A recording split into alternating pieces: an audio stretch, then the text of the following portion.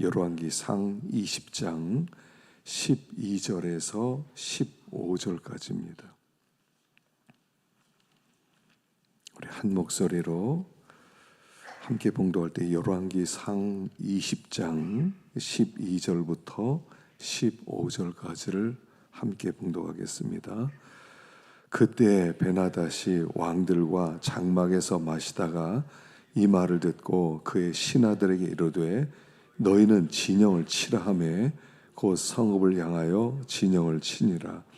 한 선지자가 이스라엘의 아합 왕에게 나아가서 이르되 여호와의 말씀이 내가 이 큰 무리를 보느냐 내가 오늘 그들을 내 손에 넘기리니 너는 내가 여호와인 줄 알리라 하셨나이다. 아합이 이르되 누구를 통하여 그렇게 하시리까? 대답하되 여호와의 말씀이 각 지방 고관의 청년들로 하리라 하셨나이다. 아합이 이르되 누가 싸움을 시작하리까? 대답하되 왕이니이다.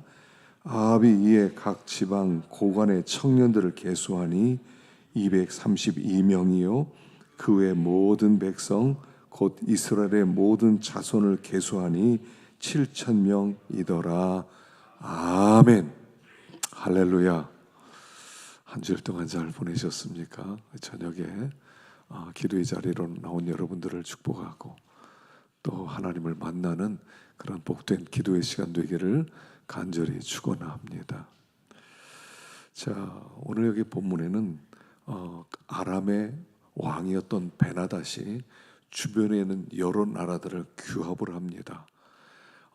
규합을 했는데 32명의 왕을 규합을 해서 연합군을 조직하게 됩니다.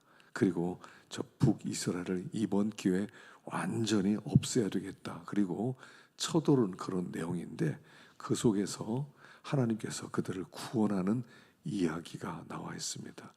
오늘 이 본문을 통해서 함께 은혜를 받기를 원합니다. 이 열왕기상 20장을 이해하려면 19장 이 앞에서 무슨 일이 있었는지를 알아야 됩니다. 무슨 일이 있었습니까? 이스라엘 백성들이 우상을 섬겼죠. 그래서 바알 신을 섬기고 아스타로스를 섬기고 아세라 신을 섬기고 그리고 그 이세벨이 그 나라의 모든 눈에 보이지 않는 실세가 되어서 여호와의 선지자들은 다 죽이고 그리고 바알 학교를 곳곳에 세우게 됩니다. 그래서 바알 신학교가 생기게 되죠.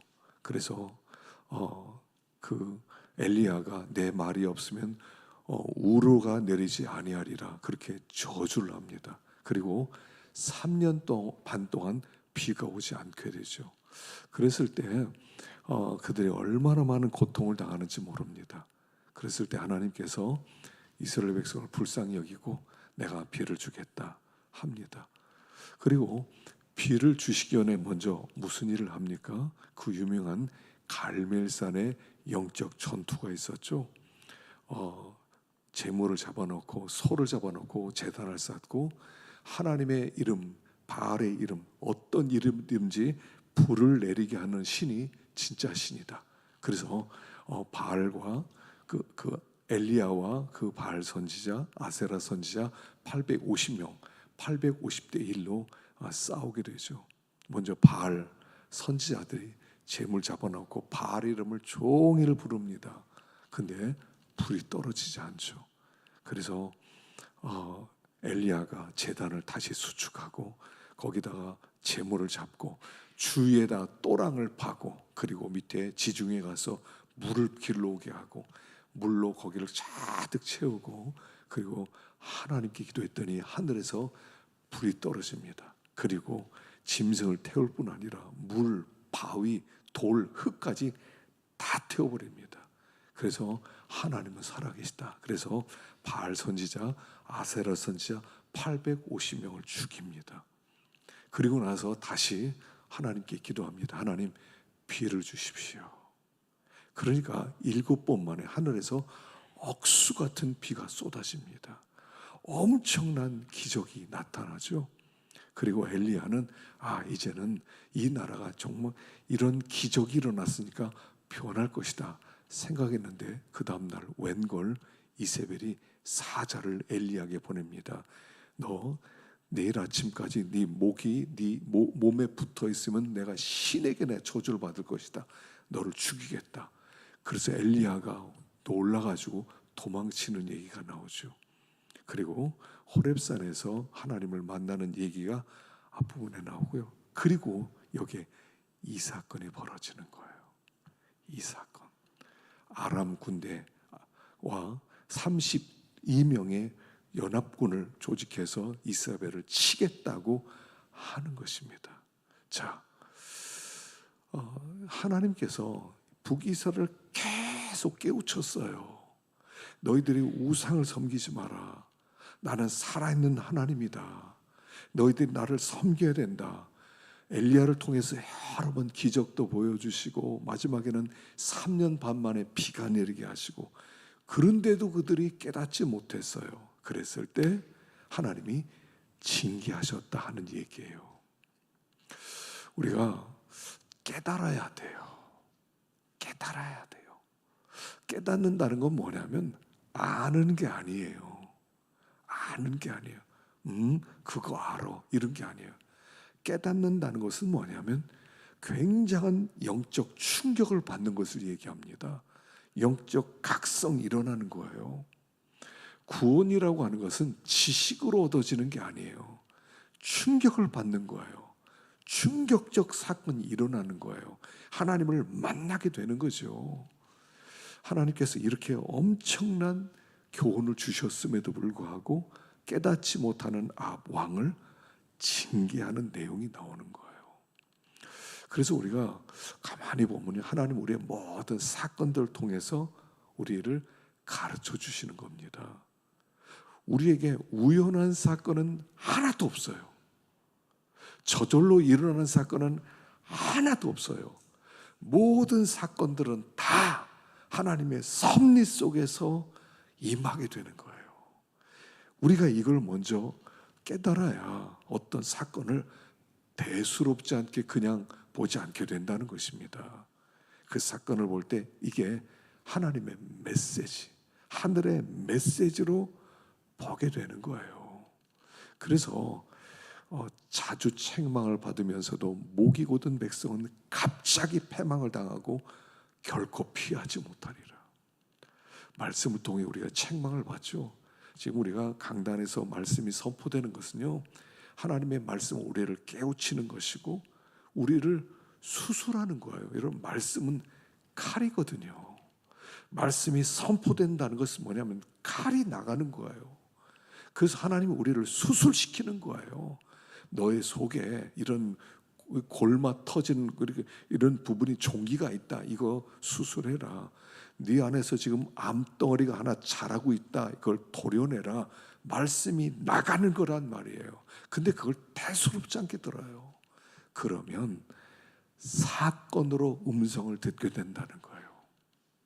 강단에서 하나님의 말씀이 칼처럼 우리에게 임해서 우리를 수술시키고 우리를 바로 세우는데, 그걸 무시하면 사건을 통한 말씀이 들리는데 그게 징계라는 거예요. 그래서 우연한 사건은 없어요. 아무 갑자기 그냥 어떤 사건이 딱 벌어졌다 그런 것은 없어요. 하나님의 완벽한 계획 속에서 그 사건이 벌어지는 거죠. 그래서 우리가 말씀으로 깨닫지 못하면 하나님은 할 수 없이 사건을 보내세요. 그래서 우리를 깨우치는 거예요. 정신 차려! 일어서! 그러면 안 되지! 이런 메시지가 우리에게 들린다는 거예요. 그래서 하나님의 말씀을 들을 때요, 잘 들으셔야 돼요. 하나님의 말씀으로 잘 들어서 하나님의 말씀 앞에 바로 서면, 양심을 써라는 말씀이구나, 돌아오라는 말씀이구나, 회개하라는 말씀이구나, 내가 돌아서야 되겠다. 그러면 그 말씀은 복이 되는 거예요. 의사의 수술하는 칼은 나를 살리는 칼이 되는 거예요. 하나님의 말씀을 잘 들으면 그게 복이 되는 거예요. 그래서 말씀은 등불이다, 법은 빛이다, 훈계의 책망은 하나님께서 우리에게 주신 축복이라고 말씀하는 거예요. 그래서 하나님의 말씀을 들을 때 잘 들어야 됩니다. 마음에 새기면서 들어야 돼요. 그래야 복이 되는 거죠. 자, 이 사건이 이렇게 벌어집니다. 32명 합쳐서 33명이 지금 연합군을 만들어서, 그러니 이 아합 왕이 얼마나 놀랐겠습니까? 그냥 뭐 북한이 내려오는 게 아니라 북한이 중국과 합치고 러시아와 힘을 합쳐서 남한을 침공했다, 이러면 얼마나 놀라겠습니까? 그래서 지금 그렇게 놀라게 됩니다. 그런데 하나님께서 이 징계를 보내시면서 하신 말씀이 있어요. 뭐냐면, 그러나 이 사건 속에서 너희들이 이기게 만들어 주겠다라고 말씀하세요. 그래서 여기 본문을 보면요, 13절 한번 보겠습니다. 13절 읽어봅시다. 시작. 한 선지자가 이스라엘의 아합 왕에게 나아가서 이르되 여호와의 말씀이 내가 이 큰 무리를 보느냐, 내가 오늘 그들을 내 손에 넘기리니 너는 내가 여호와인 줄 알리라 하셨나이다. 선지자를 보내요. 그들에게 하나님이 말씀하십니다. 너희들에게 넘겨주겠다.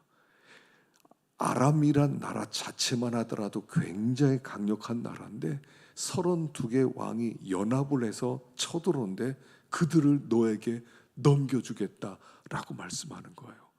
하나님의 계획은 무엇입니까? 이 사건을 통해서 하나님이 살아계신 하나님인 것을 다시 한번 가르쳐주고 싶은 거예요. 하나님이 안타깝게 우리에게 하시는 말씀이 뭐냐면, 하나님은 살아계시다는 거예요. 하나님은 전능하시다는 거예요. 하나님은 우리의 인생을 책임질 수 있는 분이라는 것을 가르쳐 주시는 거예요. 여러분, 하나님이 살아계시다는 것은 뭐냐면, 하나님은 여호와 하나님이신데 영원한 하나님이세요. 영원한 하나님. 여러분, 영원하다는 것이 무슨 뜻이라고요? 영원이란 시간이 없다는 뜻이라는 거예요. 하나님께는 시간이 없어요. 우리는 시간 아래서 살고 있어요. 우리는 시간 아래서 살고 있는데 하나님은 시간이 없는 분이라는 거예요. 그러니까 영원한 하나님이 우리를 책임질 수 있다는 건 뭐냐면, 하나님은 나를 펼쳐놓으신다는 거예요. 항상 하나님 내 인생을 펼쳐놓으세요. 태어나서부터 죽을 때까지 우리는 하나님의 눈 아래서 난 영원한 하나님이야, 너 책임질게, 이렇게 말하는 거예요. 그러니까 하나님을 믿는다는 것은 이걸 믿는다는 겁니다. 하나님은 내 인생을 펼쳐놓고 나를 책임질 수 있는 분이다, 이런 뜻이에요. 하나님이 시간에 매이는 분이 아니에요. 하나님, 우리가 2024년 오늘 4월 12일 우린 여기를 살아가 13일 날 무슨 일이 일어날지 몰라요. 근데 하나님은 여기에 매이는 것이 아니라 13일도 하시고 1년 뒤도 하시고 10년 뒤도 하시고 나의 모든 것을 다 하세요. 그러니까 나를 다 알고 나는 영원한 하나님이야, 살아있어, 이렇게 말씀하는 거예요. 그래서 이 아합에게 살아계신 하나님께 돌아오라 라고 말씀하라는 거고요. 살아계신 하나님을 믿고 따라갈 때에 그때 그것이 가장 복된 길이라는 거예요. 여러분, 뭐가 복된 길이냐면 믿음으로 사는 게 가장 복된 길이에요. 살아계신 하나님, 당신을 믿습니다 하고 하나님을 따라가는 삶이 가장 형통한 길이에요. 베스트 웨이요. 제일 좋은 길이란 말이에요. 하나님을 떠나서 내 생각을 쓴다거나 다른 뭔가를 의지하는 게 베스트 웨이가 아니라 믿음으로 사는 것이 내 인생의 최고의 축복의 길이라는 거예요. 지금 이걸 아합에게 가르쳐주고 싶어 하시는 거예요. 그래서 아합에게 이걸 가르쳐주시고 살아계신 하나님을 믿으라고 얘기하는 겁니다. 자, 그런데 여기 전쟁을 하는데 어떻게 전쟁을 해요? 14절 보십시다. 14절 시작. 아합이 이르되 누구를 통하여 그렇게 하시리까? 대답하되 여호와의 말씀이 각 지방 고관의 청년들로 하리라 하셨나이다. 아합이 이르되 누가 싸움을 시작하리까? 대답하되 왕이니이다. 자, 누구를 통해서 승리 주시겠습니까? 그랬더니 각 지방 고관의 청년들로 하여금 이기게 만들어 주겠다. 네가 청년들을 모아서 전쟁터 나가면 승리하게 될 것이다. 그래서 청년들을 모읍니다. 모았더니 232명이에요. 232명. 청년 232명이 32 왕의 연합군을 이기게 만들어주는 힘이라는 거예요. 그리고 또 하나 있어요. 이스라엘 모든 자손을 계수하니 7,000명이더라. 7,000명. 자, 특별히 여기 이 7,000명을 강조해요. 뭐 군대가 7,000명만 있었겠어요? 근데 여기 특별히 7,000명이라고 얘기하는 것은 앞에 나왔던 사람이죠. 바알에게 무릎 꿇지 않았던 7,000명. 그래서 군인의 숫자가 7,232명이에요. 7,232명으로 이 어마어마한 큰 군대를 이기게 된다는 것을 이야기하는 겁니다. 자, 여기에 두 종류의 군인이에요. 청년들 232명, 그 다음에 이스라엘 자손 7,000명, 바알에게 무릎 꿇지 않은 사람 7,000명, 모두 다 어떤 사람들이에요? 청년 정신을 가진 사람이에요. 청년 정신. 청년 정신을 가진 이 사람들이 싸움에 나가서 이기게 될 것이다 라고 말씀하세요. 오늘 우리 시대에 이 청년 정신이 있어야 됩니다. 우리가 살아가는 이 시대는요, 패배의식이 아주 팽배한 시대예요. 그냥 아예 안 된다, 틀렸다, 이게 머릿속에 박혀 있어요. 안 돼, 그런 일은 안 일어나. 제가 이번에 신방 다니면서 확인하는 게 있어요. 당신의 부모님 예수 믿냐? 당신의 형제들 예수 믿냐? 꼭 물어봐요. 그리고 나서 VIP 전도 카드를 쓰게 합니다. 보니까 나름대로 이렇게 써놓은 사람도 있고요. 어떤 사람은 그냥 기대도 안 하고 있어요. 부모님 예수 믿느냐? 아버님은 안 믿고 어머님은 믿고. 그럼 왜 이름을 왜 안 써요? 이름 좀 써라. 그럼 그때 이름을 써. 왜 그래요? 우리도 모르는 사이 이런 생각이 있어요. 우리 아버지는 안 돼. 우리 어머니 안 돼. 우리 할머님 어림도 얼마나 강팍한 분들인지 포기해. 이런 마음들이 있더라는 거예요. VIP 카드를 좀 내라고 그랬는데 기도하자고 그랬는데 안 내요. 몇 장 안 냈어. 10장도 안 냈어. 그래서 다니면서 그거 받고 있어요. 제가 신방 다니면서. 우리도 모르게 안 되는 게 많아요. 이 세상 바라보면서 기도해도 안 된대요. 그건 안 돼. 안 되는 건 안 되는 거야. 할 수 있는 것만 하겠다는 거예요. 청년 정신은 뭐냐면 패배의식이 없는 거예요. 청년들은 패배 본 적이 없어요. 그러니까 청년 정신은요, 도전 정신이에요. 이 청년 정신은 뭐냐면 갈렙 정신이에요. 여러분, 갈렙이 45세에 전쟁터에 나가고 그 여호수아와 함께 그 정탐을 하죠. 정탐하고 12명 중에 여호수아와 갈렙 두 사람만 할 수 있습니다. 그들은 우리의 밥입니다. 이렇게 하고 10명은 안 됩니다. 틀렸습니다. 못합니다. 그래서 나중에 그들이 다시 광야로 돌아가게 되죠. 갈렙 정신은요, 나중에 85세 되었을 때 여호수아에 와서 저 산지를 주십시오. 헤브론 저 땅을 주십시오. 헤브론 저 땅을 주십시오. 나이 85세. 여러분, 헤브론 땅이 어떤 땅이죠? 거기는 아낙 자손이 사는데, 골리앗들이 사는 데가 거기가 헤브론이었어요. 다윗은 골리앗 한 사람과 싸웠지만 이 갈렙은 골리앗들이 있는 성에 들어가서 저성을 주십시오. 땅을 이제 너 원하는 땅 주겠다. 어디 줄까? 그럼 사람들이 되게 편안한 땅, 쉽게 차지할 수 있는 그런 땅을 요구하잖아요. 근데 갈렙은 그 나라에서 가장 싸우기 어려운, 가장 키가 크고 가장 강력한 성을 쌓은 그 성을 달래는 거예요. 이게 청년 정신이에요. 청년 정신은 쉬운 길을 가지 않겠다는 거예요. 모든 사람들은 쉬운 길을 걷고 싶어해요. 모든 사람은 편안한 길을 걷고 싶어해요. 그런데 청년 정신은 가장 험악한 땅을 요구하는 거예요. 가장 강력했던 그 나라를 원하는 거예요. 이게 청년 정신이에요. 청년 정신.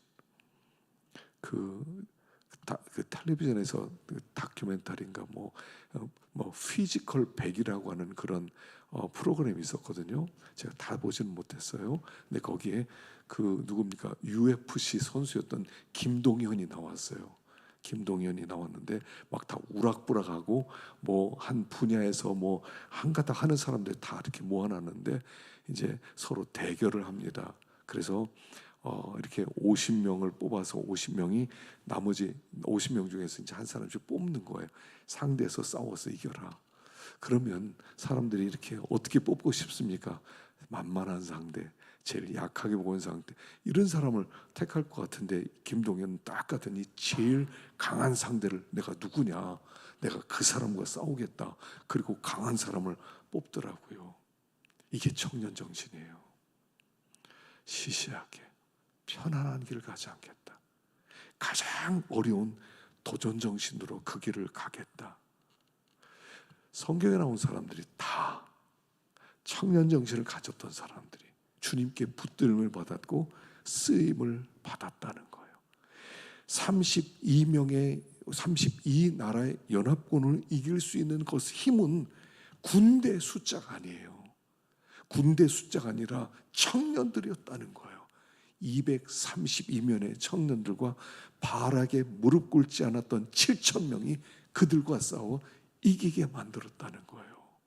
오늘 이 시대를 살아가면서 우리 그리스도인들이 야성을 회복해야 돼요. 야성을 회복해야 돼요. 이 도전 정신을 회복해야 돼요. 편안한 걸음을 걷지 않겠다. 신앙인은 청년들입니다.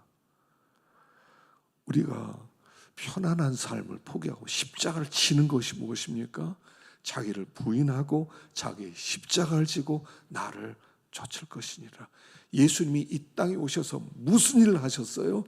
가장 험악한 길을 가신 거예요. 십자가는 뭡니까? 가장 험악한 길이 아무도 가지 않았던 가장 험악한 길을 주님이 가시고 우리를 초대하는 겁니다. 나를 따라오려거든 자기를 부인하고 편안해지고 싶어하는 자기, 자포자기 하고 싶은 자기, 그냥 이렇게 무력하게 무너지고 싶은 자기를 극복하고 내 뒤를 따라오너라 라고 말하는 거예요. 신앙은 청년 정신입니다. 청년이란 나이가 젊다고 청년이 아니에요. 젊은 사람도 꾀부리고 눈치 보면서 편안한 길 가고 싶어해요. 내 인생 고생 안 하고 싶어. 나는 그렇게 어렵게 살고 싶지 않아. 난 쉽게 살고 싶어. 난 편안한 길 걷고 싶어. 그렇다면 그는 노인이에요. 노인. 젊은 정신은요, 가장 험한 길을 그 길을 걸어가겠다는 거예요. 그래서 우리 신앙인 자꾸 눈치 보면 안 돼요. 어디가 편할까? 어떻게 하면 쉬울까? 그 길은요 결코 편한 길이 아니에요. 가장 도전적이고 가장 어려운 길 같은데 그 길이 가장 쉬운 길이고 가장 의미 있고 보람 있는 길이라는 것을 가르쳐 주는 거예요. 그게 발에게 무릎 꿇지 않는 거였어요. 발에게 무릎 꿇지 않는 것. 엘리야는요 청년이었거든요. 그는 약대 털옷을 입고 메뚜기와 석청을 먹으며 살았던 사람이에요.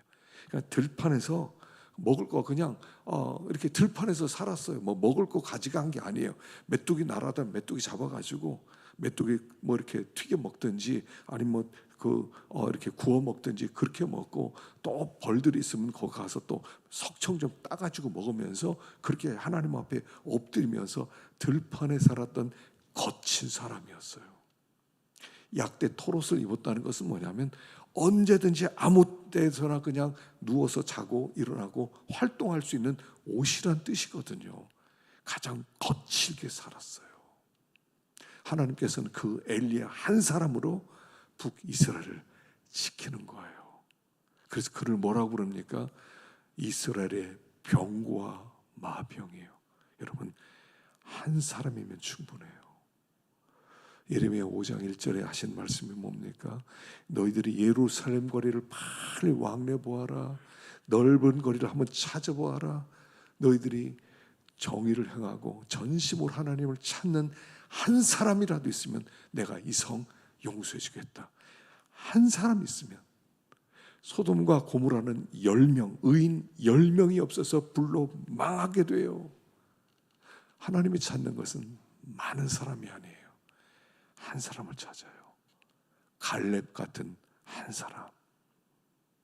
옛날에 제가 좋아했던 철학자가 있었는데 그 안병욱 교수라고 있었습니다. 안병욱 교수님. 그분이 썼던 책 중에서 아주 걸작이 뭐냐면 도산사상이라는 책이 있었어요. 제가 대학교 때 도산사상을 굉장히 좋아했어요. 도산 안창호 정신이죠. 그 사람이 했던 얘기 중에 이런 얘기가 있어요. 왜 이 세상을 바라보면서 사람이 없다고 한탄하느냐? 사람 없다고 한탄하는 네가 그 사람이 되어라. 도산사상이었어요. 우리가 그 한 사람이야. 하나님이 찾는 사람은 하나만 있으면 충분하다는 거예요. 한 사람만 있으면 충분해요. 예루살렘에 한 사람만 있으면 유다는 망하지 않았어요. 요시에 한 사람 있었기 때문에 요시아가 살아있는 동안 하나님이 그 나라를 지켜줬어요. 엘리야, 엘리사가 살아있었던 그 시대 동안 왜 이방이 건드리지 못하게 만들어 주셨어요? 한 사람이에요. 하나님이 그 사람을 찾아요. 아니, 하나님은 내가 그 사람이 되기를 원하시는 거예요. 그 도전 정신, 청년 정신이에요. 자꾸 편하게. 이 세상은요, 편하게 사는 것이 삶의 목적이에요. 왜 성공하려고 그래요? 편하게 살라고요. 왜 돈 벌려고 그래요? 편해지려고요. 돈 있으면 편하게 살 수 있거든요. 돈을 많이 벌어놔야 돼요.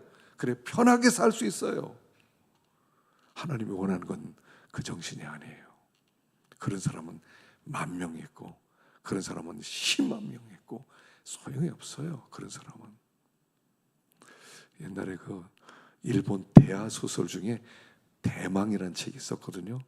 그 원 제목은 도쿠가와 이에야스 덕천가강이라는 책이었어요. 제가 대학 졸업하고 군대 가기 전까지 좀 시간이 있어서 그 20권짜리예요. 참 재밌거든요.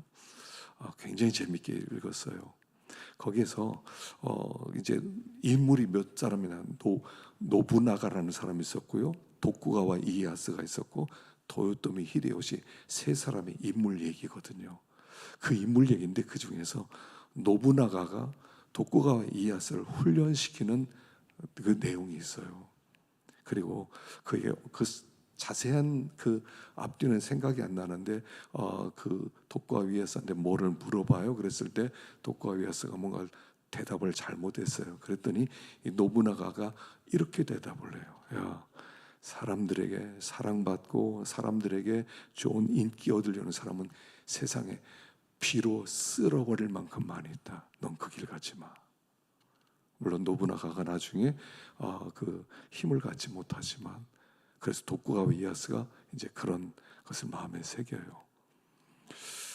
여러분, 사람들에게 사랑을 받고요, 편하게 살려는 사람은 피로 쓸어버릴 만큼 많이 있어요.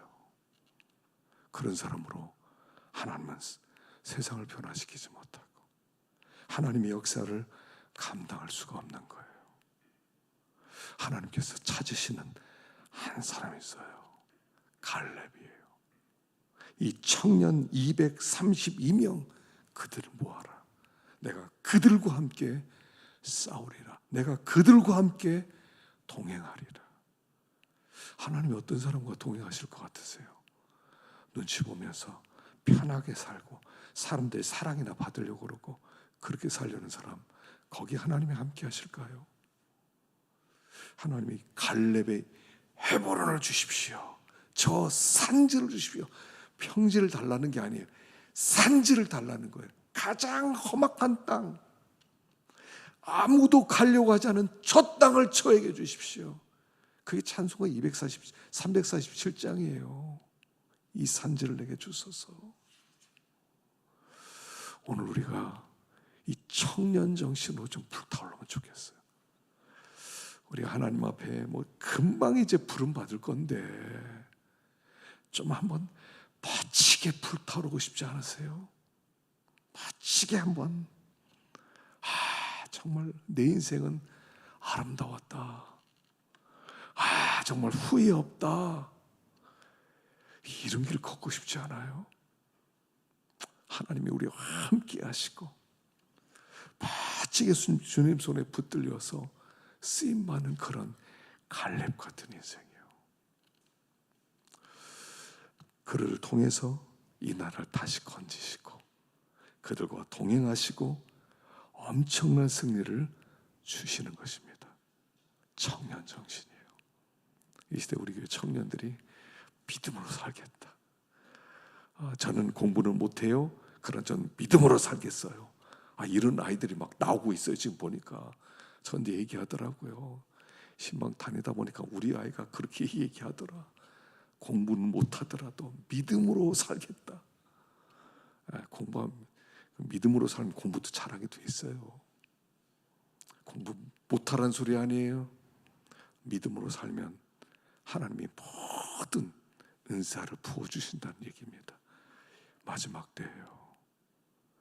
시시한 사람들이 너무 많아지는데요.